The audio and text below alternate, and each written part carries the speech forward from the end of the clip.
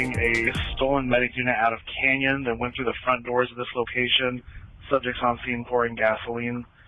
We have multiple law enforcement units on scene.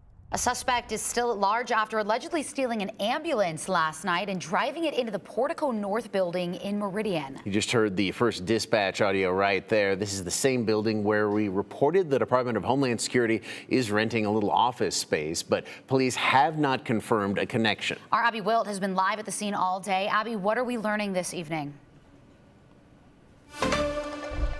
Justin Morgan, well, since we last spoke, that ambulance has been towed out of the building, and now it is no longer here. Now, if you can see, are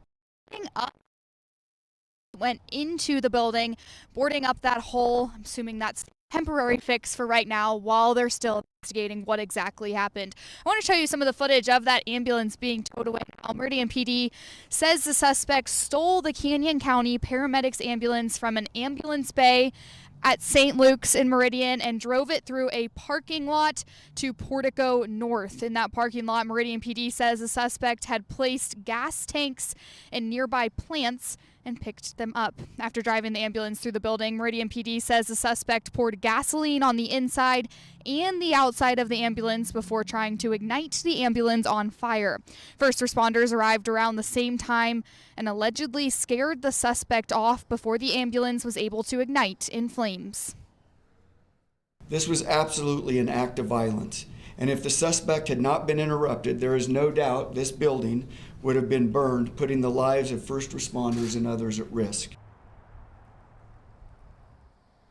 This is the same building that we reported last week that DHS is renting space from. I did confirm that with St. Luke's this morning, and they said the DHS lease started in fall of 2025, but it's just partial space, not the full building. Now, we do not know at this time if these two incidents are related. Now, I want to mention, too, Ling & Louie's and Starbucks were also both closed in that same parking lot. Meridian PD does not believe that there is any threat to the general public right now. There were also no injuries reported in this whole incident. So again, still a very active investigation. The FBI, DHS, ISP, and several other regional officers are now working to still find that suspect, which again is still on the loose. All right, Abby Wilt live for us. Abby, thank you.